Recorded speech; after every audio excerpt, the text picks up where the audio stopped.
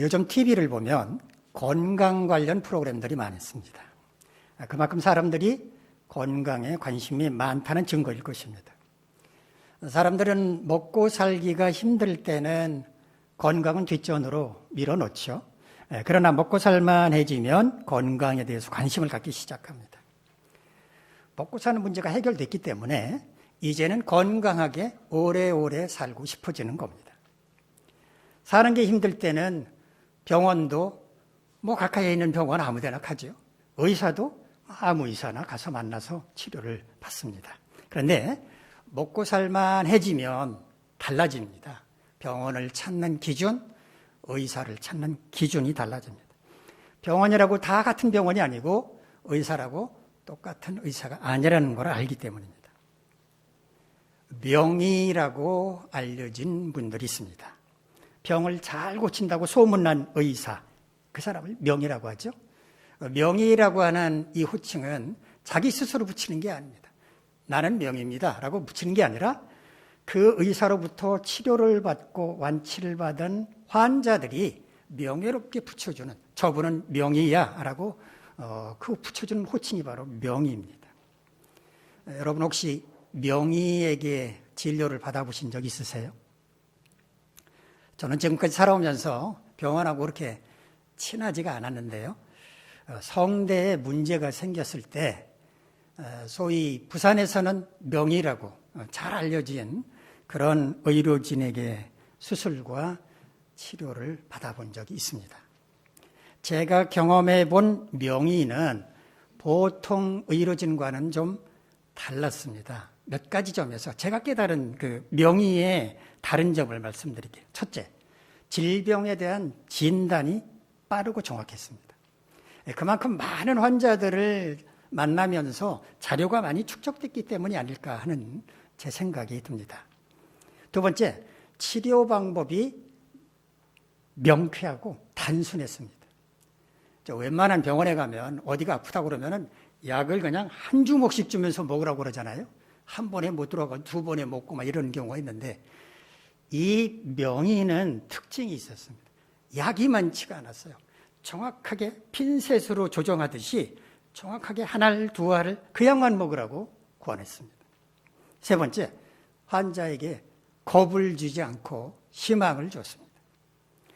똑바로 하세요. 나을지 안 나을지 나도 장담할 수가 없어요. 이 말이 아니고 제가 치료하는 과정을 잘 따라오십시오. 생활 습관을 이렇게 고치십시오. 그러면 얼마든지 고쳐질 수 있습니다. 라는 희망을 불어넣어 주셨습니다. 자신감을 가지고 치료하게 했습니다. 마지막 네 번째, 늘 환자들이 많아서 대기 시간이 길었습니다. 찾아가면 보통 1시간씩 기다려야 되는 그런 지루한 기다림이 계속됐습니다. 환자들로서는 그런 명의로부터 진료를 받기를 원했기 때문에 그건 당연한 결과라는 생각이 들었습니다. 어느 TV 방송에 명의란, 실제로 명의라고 하는 프로그램이 있습니다. 지난 2007년부터 15년째 방송되고 있는데요. 장수 프로그램이죠. 저도 가끔 시간이 나면 즐겨봅니다. 이 프로그램에 등장하는 각 분야의 명의들은 환자들이 뽑은 게 아니라고 합니다. 저도 잘 몰랐는데 이번에 그 프로그램 홈페이지 들어가서 확인한 건데 그럼 누가 명의를 뽑았는가? 현직 의사 선생님들이 이분은 우리 이비인후과, 내과 이 분야에서는 이분이 탑입니다. 이분이 최고입니다. 라고 선정한 분들이 명의로 방송에 나온다는 겁니다. 각 분야의 전문가들이 명의라고 선정을 했으니까 그야말로 베스트 닥터라고 말할 수 있겠습니다. 오늘 본문의 이야기가 예수님의 치유에 관한 내용이라서 명의에 관한 얘기로 시작해 봤습니다. 예수님께서 활동하시던 그 시절엔 지금처럼 의학이 발달하지도 않았고 제대로 된 의료시설, 의료진도 없었습니다. 그런 암울한 시절에 예수님께서 각종 질병에 걸린 사람들을 그 자리에서 즉각 치료해 주셨으니 예수님은 명의라고 불려야 할 것입니다. 육체적인 질병뿐만 아니라 귀신 들린 자까지 치료를 해 주셨으니까 모든 분야에 걸친 명의였습니다. 우리 함께 오늘 본문 가운데 들어가서 명이셨던 예수님의 활동 상황 살펴보도록 하겠습니다. 자, 지난 주일에 유대 지방에서 갈릴리 지역으로 이동을 하시면서 예수님께서 사마리아를 통과하시는 이야기 살펴봤습니다. 자, 오늘 본문은 예수님께서 사마리아를 통과해서 갈릴리에 도착하셨을 때 어떤 일이 일어났는지를 소개하고 있습니다. 사마리아를 떠난 예수님은 갈릴리 가나라는 곳에 도착을 하셨습니다. 아시는 것처럼 가나는 예수님께서 혼인잔치집에서 물로 포도주를 만드는 이적을 행하셨던 곳, 그곳이 바로 가나입니다. 지도에서 보시는 것처럼 가나는 사마리아하고는 제법 멀리 떨어져 있는 곳이었습니다. 아마도 예수님께서 사마리아에서 가나로 이동하는 동안에 주변에 있던 많은 사람들은 예수님께로 몰려왔을 것입니다. 이때만 해도 예수님의 인지도가 상당히 높을 때였기 때문입니다. 그런데 예수님께서 가나에 도착하셨을 때 왕의 신하 가운데 한 사람이 예수님을 찾아왔다고 말합니다. 이 당시 이스라엘은 로마 제국의 식민 지배를 받고 있었습니다. 그런데 무슨 왕이란 말일까요? 예수님께서 베들레헴에서 태어나셨을 때 그때 왕 아마 기억하고 계실 겁니다. 헤롯 왕이었죠. 그런데 헤롯이 전체 팔레스타인 지역을 다스리다가 죽고 나자 로마 제국은 팔레스타인 지역을 3등분을 합니다. 3등분을 해서 헤롯의 세 아들들에게 각각 나누어서 맞도록 그렇게 했습니다. 이거를 분봉왕이라고 하는데요. 헤롯 아켈라오에게는 유대, 사마리아, 이두메, 에돔 지역을 이두메라고 했는데 이 지역을 다스리게 했고요. 헤롯 안티파스는 갈릴리, 베레아, 여기 베레아는 요단 동편 지역을 가리킵니다. 거기를 다스리게 했고 헤롯 빌립에게는 갈릴리 호수 북쪽, 북동부 지역을 각각 다스리도록 했습니다. 전체적으로는 총독이 있었죠. 총독 본디오 빌라도가 있었고 그 밑에 이 세 분봉왕들이 팔레스타인 지역을 다스리고 있었다라고 보시면 되겠습니다. 그러면 오늘 본문에 등장하는 왕의 신하는 이 세 왕 가운데 어떤 왕의 신하였을까요? 갈릴리 지역이었으니까 헤롯 안티파스 왕의 신하였을 것입니다. 자, 그렇다면 성경에는 이름이 나오지 않는데 그 왕의 신하는 왜 예수님을 찾아왔던 것일까요? 그의 아들이 병들어서 죽어가고 있었기 때문입니다. 왕의 신하쯤 되었으면 사는 것도 넉넉했을 것이고 아들의 병을 고치기 위해서 안 해본 일이 뭐가 있었겠습니까? 할 수 있는 일을 다 했을 것입니다. 그런데 백방으로 수소문하고 뛰어다녀봤지만 아들의 병은 호전되지 않았습니다. 점점 위중해지고 있었습니다. 그런데 이때 왕의 신하는 예수님에 대한 소문을 듣게 됩니다. 가나 지방의 어떤 혼인잔치집에서 포도주가 떨어졌을 때 예수님께서 물로 포도주를 만드셨다는 소문이었는데 그런 일은 사람이 할 수 없는 일이었습니다. 왕의 신하는 생각했을 것입니다. 내가 이분을 만나봐야 되겠다. 이분이라면 내 아들의 병을 얼마든지 고쳐줄 것이다. 그날부터 왕의 신하는 예수님의 동선을 파악하기 시작합니다. 예수님께서 예루살렘으로 올라가셨다고 그랬습니다. 그런데 며칠 있다가 그 예수님이 다시 갈릴리 지역으로 내려온다는 소문이 들려왔습니다. 왕의 신하는 결심했습니다. 내가 이분을 꼭 만나봐야지. 이분을 만나서 내 아들의 병을 고쳐야지. 지도에서 보시는 것처럼 가나와 왕의 신하가 살고 있던 가버나움, 지도상으로는 가깝게 보이지만 이게 그 당시 교통수단이 발달하지 않은 그 당시로서는 굉장히 먼 거리였습니다. 학자들은 이 가나와 가버나움은 걸어서 꼬박 하루는 걸리는 그런 거리였다고 말합니다.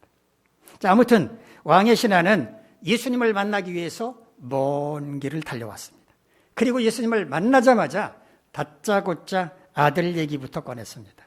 제발 가버나움으로 지금 좀 내려가셔서 죽어가고 있는 제 아들을 좀 살려주십시오 라고 간곡하게 사정을 한 겁니다. 왕의 신하 입장에서는 믿을 곳이 아무것도 없었습니다. 누구 믿고 의지할 사람도 없고 믿을 곳도 없었습니다. 그러니까 적극적으로 예수님께 간절히 붙잡고 매달릴 수밖에 없었을 겁니다. 그런데 예수님의 태도는 달랐습니다. 냉랭하기 짝이 없었습니다. 우리 본문 48절 말씀 한번 같이 읽죠. 시작. 예수께서 이르시되 너희는 표적과 기사를 보지 못하면 도무지 믿지 아니하리라. 아멘. 왕의 신하를 가리켜서 너희는이라고 그랬죠. 그러니까 왕의 신하 한 사람을 가리키는 말이 아니라는 것을 알 수가 있습니다.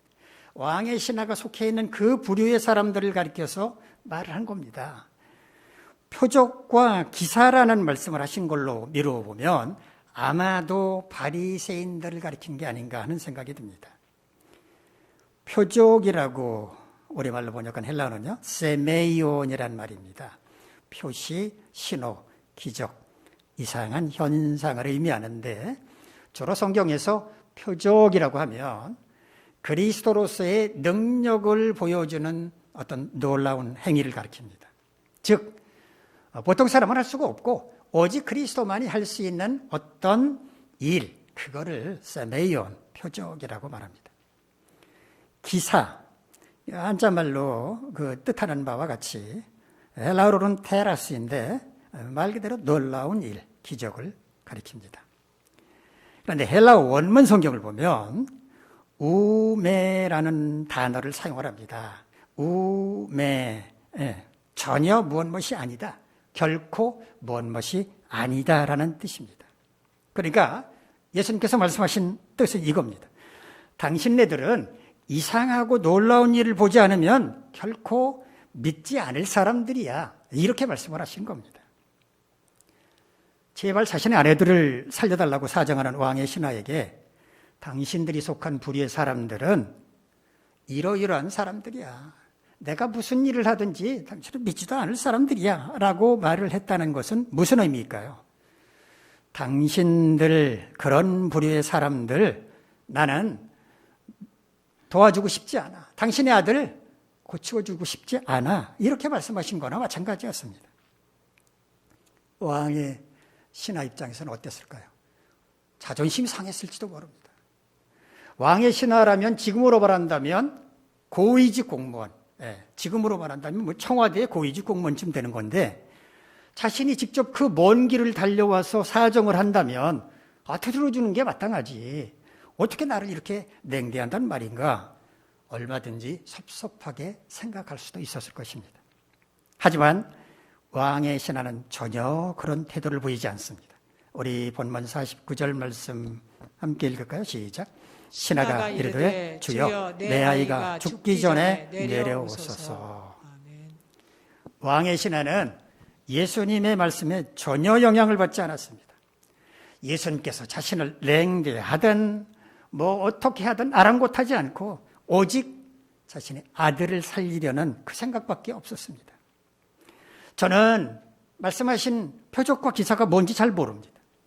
주님께서 지금 가버나움으로 내려가지 않으신다면 제 아들은 죽을지도 모르는 위험한 상황입니다. 그러니 제발 제 아들이 죽기 전에 그곳에 가셔서 제발 제 아들 좀 살려주십시오 라고 간절한 마음으로 사정을 했습니다. 아마 예수님은 그 왕의 신하를 다시 한번 보셨을 것입니다. 노골적으로 그의 심기를 불편하게 할 말을 하셨는데도 오직 아들을 살리겠다라고 하는 그 일념뿐인 글을 보면서 너는 바리새인들하고는 좀 다르구나 라고 생각을 하셨을 겁니다. 마침내 예수님은 마음을 바꾸십니다. 우리 본문 50절 말씀 화면을 보면서 한번 같이 읽겠습니다. 시작. 예수께서 이르시되 가라 내 아들이 살아있다 하시니 그 사람이 예수께서 하신 말씀을 믿고 가더니. 예수님은 왕의 신하에게 가버나움의 집으로 내려가라고, 네 아들은 죽지 않고 죽어가지 않고 살아있다고 말씀을 하셨습니다. 가나에서 가버나움까지는 꼬박 하루길인데 그 먼 거리에서 예수님은 신하의 아들을 치유하신 것입니다. 그런데 왕의 신하의 태도가 놀랍습니다. 네 아들은 살아있다라고 말씀하신 예수님의 말씀을 들었을 때 아이 그걸 저보고 믿으라고 그러십니까? 라고 할 만도 할 텐데 그는 예수님의 그 말씀을 그대로 믿고 그 자리를 떠났다는 것입니다. 아마도 예수님은 그가 그렇게 행동할 것을 미리 아셨을 것입니다. 왕의 신하가 가나를 떠나 가버나움으로 내려가고 있는 길에 그의 집에서 올라오는 종들을 만나게 됐습니다. 종들은 아들이 살아났다라고 하는 기쁜 소식을 왕의 신하에게 주인에게 전하기 위해서 오고 있는 그런 길이었습니다. 왕의 신하가 종들에게 물었죠. 아들이 언제부터 살아나기 시작했느냐? 그랬더니 놀랍게도 그 시각은 바로 예수님께서 그에게 말씀하셨던 네 아들이 살아있다라고 말씀하셨던 바로 그때였습니다. 가버나움으로 돌아온 왕의 신하는 아마도 큰 잔치를 벌이지 않았겠습니까? 그리고 그와 그의 온 가족들 그리고 그 집에서 섬기는 모든 종들은 예수님을 메시아 즉 그리스도로 영접하고 믿었다고 본문은 증언하고 있습니다. 오늘 본문은 왕의 신하가 생명의 주인이 되시는 예수님을 만나서 죽어가던 아들을 살리신 이야기입니다. 다시 말하면 왕의 신하가 생명의 주인이신 예수님으로부터 은혜를 받은 이야기입니다. 이 말씀은 예수님께서 이 땅에 생명의 주인으로 오셨으며 천국에서 영원한 생명 역시 예수님을 통해서만 얻을 수 있다라고 하는 것을 우리에게 말씀해 주고 있습니다. 그렇다면 생명의 주인이신 예수 그리스도로부터 은혜를 받아 누리려면 어떻게 해야 할까요? 오늘 본문에 왕의 신하의 행동을 통해서 그 비결을 찾아보도록 하겠습니다. 첫째, 예수님께서 생명의 주인이시라고 하는 것을 분명하게 믿어야 합니다. 예수님께서 생명의 주인이라는 말은 뭘 의미할까요? 생명이 예수님께 달려있다는 것입니다.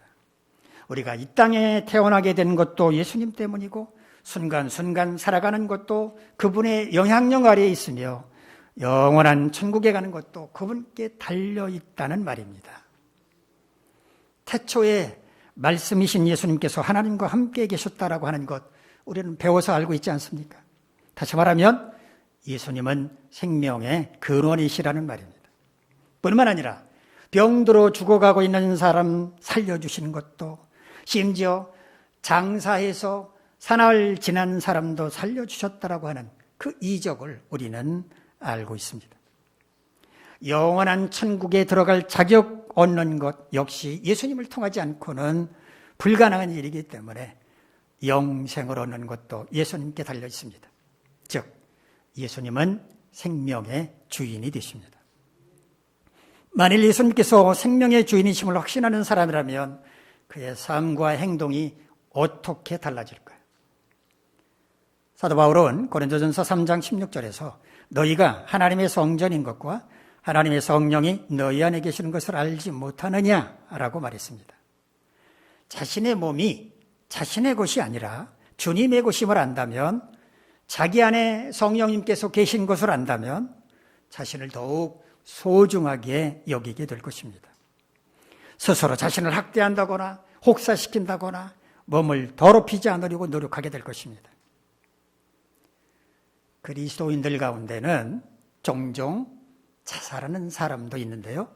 이것은 생명의 주인이신 주님을 모독하는 행위입니다. 죄입니다. 우리는 스스로 생명을 끊을 자격이 없습니다. 우리의 생명의 주인은 우리 자신이 아니라 주님이시기 때문입니다. 만약에 우리가 스스로의 생명을 끊는다면 타인의 생명을 끊는 것과 똑같은 살인죄를 저지르는 것입니다. 예수님께서 생명의 주인이심을 확신하는 사람은 자신의 몸에 탈이 나면, 병이 나면 어떻게 할까요? 생명의 주인이신 주님께 먼저 보고부터 드려야 할 것입니다. 생명에 영향을 미칠 수 있는 중대한 병이 생겼기 때문입니다. 그렇다고 해서 의료진의 도움은 필요하지 않고 오직 기도만 해도 된다는 의미는 절대 아닙니다. 먼저 주님께 기도부터 하고 그 다음에 치료 방법을 생각하라는 것입니다. 예수님께서 생명의 주인이심을 확신하는 사람은 하루하루 건강하게 살아갈 수 있도록 주님께 기도하고 스스로도 건강관리를 잘 해야 할 것입니다. 건강하게 살아가려면 무엇보다 생활습관이 중요합니다. 도무지 건강할 수 없는 생활습관을 갖고 있으면서도 건강하기를 바란다? 그거는 한자 말로 연목구어입니다. 나무에 올라가서 물고기를 구하는 것과 다를 바가 없는 겁니다.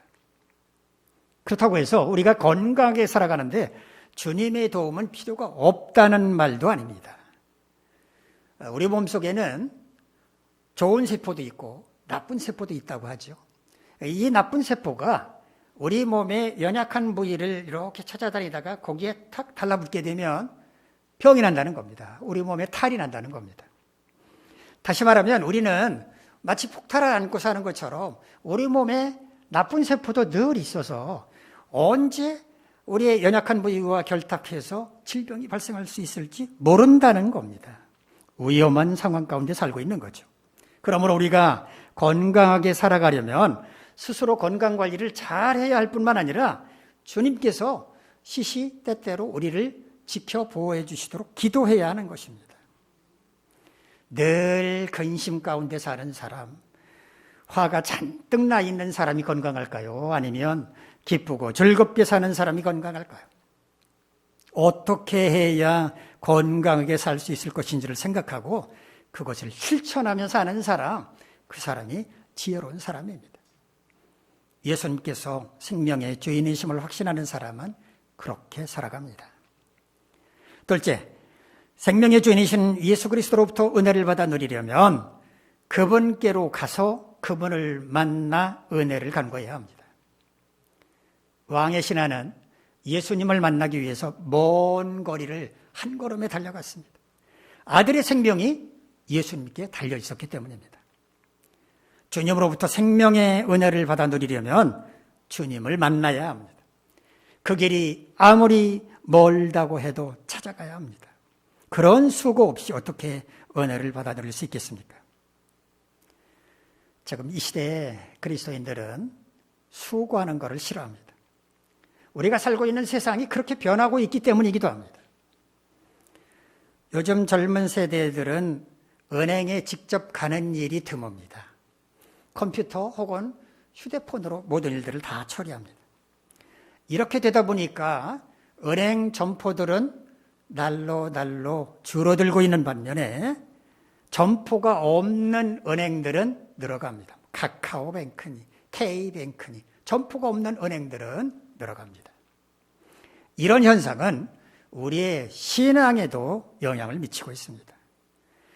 교회에 출석하지 않고 방송이나 유튜브를 통해서 설교만 들으려는 소위 가난한 신자들이 늘어가고 있는 겁니다. 교회에 출석하는 성도들도 변하고 있습니다. 요즘 성도들에게는 헌신과 희생이라고 하는 단어가 낯설기만 합니다. 헌신과 희생 없이 그저 은혜만 누리려고 하기 때문입니다. 헌신과 희생과 수고가 없는 신앙은 뿌리가 없기 때문에 세상의 물결에 속절없이 휩쓸려 가버리고 말 것입니다. 주님을 등지고 세상으로 돌아갈 가능성이 그만큼 크다는 말입니다. 영어 속담에 이런 말이 있습니다. Easy come, easy go. 쉽게 얻은 것은 쉽게 사라진다는 뜻입니다. 복권에 일확천금을 얻은 사람들 가운데 상당수는 얼마 지나지 않아서 그 많은 돈 모두 다 탕진해버리고 알거지가 되었다라고 하는 말들 들어보신 적이 있을 겁니다. 사람들은 자신이 땀을 흘려 번 돈은 옮겨지려고 합니다. 그런데 거저 얻은 돈은 흥청망청 아무렇게나 써도 된다고 생각을 합니다. 신앙도 마찬가지입니다. 쉽게 건성건성 신앙생활을 한 사람은 그렇게 쉽게 신앙도 저버립니다. 그러나 고난의 깊은 수렁 가운데서 주님을 만나서 주님의 참사랑, 주님의 은혜를 경험한 사람은 절대로 그렇지 않습니다. 교회가 어려울 때 기도로, 몸으로 헌신하며 교회를 세운 사람 절대로 주님을 배반하지 않습니다. 생명의 주인이신 예수 그리스도로부터 은혜를 받아 누리려면 먼저 주님을 만나려는 수고를 마다하지 말아야 합니다. 그렇다면 주님을 만난다는 건 뭘까요? 주님을 예배하는 것, 주님의 말씀을 읽고 묵상하고 배우는 것, 주님의 말씀을 지켜 행하는 것, 주님의 제자답게 살아가는 것, 주님이 기뻐하시는 일을 행하는 것입니다. 한마디로 말하면 주님과 늘 동행하는 삶을 사는 것입니다. 이렇게 주님을 만나 주님과 동행하며 주님이 기뻐하시는 삶을 살 때 주님은 우리에게 언제 어떻게 은혜를 베풀어 줄까 고민하시게 될 겁니다. 주님께 어떤 은혜를 받아 누릴까 기대하기 전에 먼저 주님께로 가서 주님을 만나려는 수고, 주님이 기뻐하는 삶을 살려는 노력해야만 한다는 것 꼭 기억하시기 바랍니다. 셋째, 생명의 주인이신 예수 그리스도로부터 은혜를 받아 누리려면 어떤 장애물에도 포기하지 말고 끝까지 믿음을 붙들어야 합니다. 아들을 살리고자 찾아온 왕의 신하를 예수님은 냉대했습니다. 그의 믿음이 어떠한가 시험하기 위해서였습니다. 만일 그가 내가 누군 줄 알고 이러십니까? 라고 화를 내면서 돌아갔다면 그는 아들을 살릴 수 없었을 것입니다. 주님은 우리에게 은혜를 베푸시기 전에 먼저 우리를 시험하실 때가 많습니다. 우리가 과연 은혜를 받을 만한 자격이 있는지를 점검하시는 것입니다. 예를 들면 어떤 사고를 만나게 하신다거나 어떤 사람 때문에 마음이 몹시 상하게 만든다거나 우리가 기도한 것과는 정반대 현상이 나타나게 하시는 것입니다. 이럴 때 우리는 흔들리기 쉽습니다. 주님이 정말 나와 함께하고 계시는 건 맞나? 주님은 나를 정말 사랑하시나? 만약에 우리가 이렇게 의심하며 실족하고 만다면 우리는 주님의 시험에서 실격당하는 것이고 주님은 우리에 대해서 실망하시고 말 겁니다. 주님으로부터 은혜를 받기 전에는 시험이 있을 수 있음을 알고 우리는 그 시험으로 인해서 결코 넘어지면 안 됩니다. 이것은 주님이 나를 사랑하시기 때문에 주시는 시험이라고, 이 시험을 통과한 후에 더 큰 은혜를 주시는 것이라고 하는 믿음으로 조금 더 흔들리지 말고 여유 있게 그 시험을 이길 수 있어야 합니다. 온전하고 정직하여 하나님을 경외하며 악에서 떠난 삶을 살았던 욥에게 엄청난 재앙이 닥쳤습니다. 7남 3녀의 자녀들이 맏아들 집에 모여 있을 때 갑자기 돌풍이 불어와서 집이 무너지는 바람에 10명의 자녀들이 그 자리에서 모두 죽고 말았고, 서바 사람들이 몰려와 밭에서 일하던 종들을 죽였습니다. 하늘에서 불이 떨어져 양떼를 지키던 종들, 양들을 불살라버렸습니다. 갈대아 사람들이 낙타를 약탈하고 종들을 죽였습니다. 심지어 욥 자신마저도 발바닥에서부터 정수리까지 종기가 나서 죽을 만큼의 고통을 겪어야만 했습니다. 이것은 하나님께서 허락하신 사탄의 시험이었습니다. 그러나 욥은 결코 범죄하지 않았습니다. 주신 분도 하나님이시요 거두신 분도 하나님이시니 오직 하나님의 이름이 찬송을 받으실 것이라고 고백했습니다. 시험을 이긴 것입니다. 이런 욥이 어떤 은혜를 받아 누렸습니까? 이전보다 갑절의 복을 받아 누렸습니다. 하나님은 우리에게 귀한 은혜를 주시기 전에 고난이라고 하는 시험을 허락하실 수도 있다라고 하는 것을 기억하고, 어떤 고난, 어떤 장애물을 만나더라도 절망하거나 포기하지 말고 믿음을 단단히 붙잡고 승리함으로써 은혜를 받아 누려야 하는 겁니다. 사랑하는 성도 여러분, 예수님은 이 땅에 생명의 주인으로 오셨습니다. 질병으로 죽어가는 자들을 살려주시고 천국에서 영생을 누릴 수 있는 길도 열어주셨습니다. 우리는 생명의 주인으로 오신 예수님을 주님으로 영접하고 주님과 항상 동행하는 삶을 삶으로써 주님으로부터 은혜를 받아서 생명력 넘치는 삶을 살아야 합니다. 생명의 주인이신 예수 그리스도로부터 은혜를 받아 누리려면 우리는 어떻게 해야 합니까? 예수님께서 생명의 주인이심을 분명하게 믿어야 합니다. 예수님께로 가서 그분을 만나 은혜를 간구해야 합니다. 예수님을 찾아가서 만나는 수고도 하지 않고서 은혜를 간구할 수도 없다는 것을 알아야 합니다. 어떤 장애물에도 포기하지 말고 끝까지 믿음을 붙들어야 합니다. 고난과 장애물은 하나님의 은혜를 받기 위한 과정임을 깨닫고 절망하거나 포기하지 말고 끝까지 믿음을 붙들어야 합니다. 여러분 모두 생명의 주인이신 예수 그리스도로부터 은혜를 받아 누리는 삶을 사시기를 간절히 바랍니다. 기도하겠습니다. 거룩하신 하나님, 우리 모두 생명의 주인이신 예수님으로부터 은혜를 받아 누리는 삶을 살 수 있도록 날마다 우리와 동행하여 주시옵소서. 예수님의 이름으로 기도하옵나이다.